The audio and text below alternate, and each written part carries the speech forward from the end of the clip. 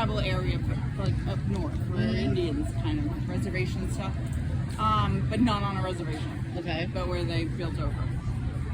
Makes sense. So anyway, I'm out there in Pasco, and I'm at my aunt's house, and I'm over here helping her cook, and I hear this knocking on the door.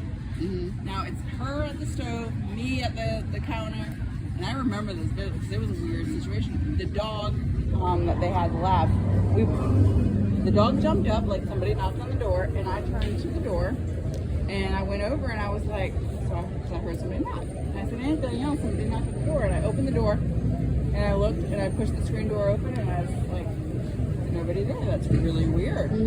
Huh. So the dog did the same thing. Came to the door, was sniffing around, went back and laid down. A few days later, we're in the living room, and she has like this plant that she had in the corner, and the plant just fell over. Fell over like nothing. And we're like, man, that's weird. Yeah. So we're like, maybe we're just leaning towards one side for too long or something. And so we're like, okay, we'll clean it up, put it up. I came home from school one day because I'm living with her now, and I opened the door, and there's this man in a black hat, rimmed, like very old face, sitting in the chair just like this, and he looks at me, and I shut the door, and I sit outside until my aunt gets home. Wow. And I told my aunt, and she didn't believe me. But yeah. Never. Right. I know what I thought, and I never forgot it. Right. That made that much of an impact. But yeah. Anyway. Up until me, doing what I'm doing, I hadn't experienced anything. No? So why did you become one? Why are you hunting? I'm facing my fears. Yeah. I had these fears that I was accustomed to, and so I'm just like, my daughter passed away, and that's my daughter, my eldest, and she don't come to me or anything. I don't, so I was just if I'm in tune with her, then they're all the same, the spirits, the energy, so I'm just facing my fears. But sometimes if they're really at peace, do you think that they maybe don't reach out?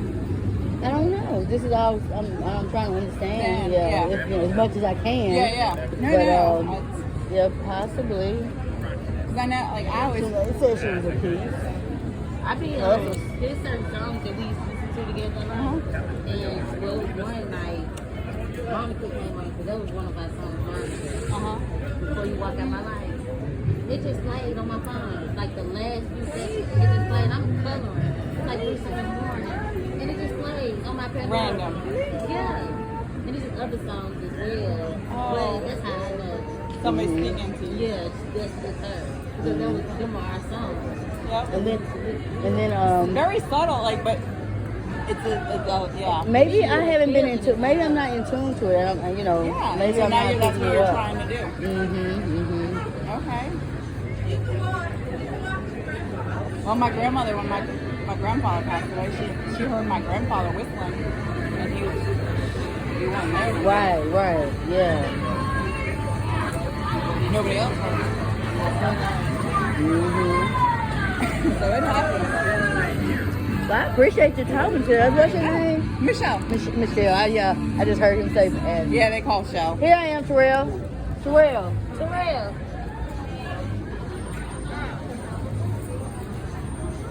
I like that gray. Oh, I know. As my natural color. Really? Yeah. I owned it. And then your eyes and your natural eyes? I wanted to be a brunette so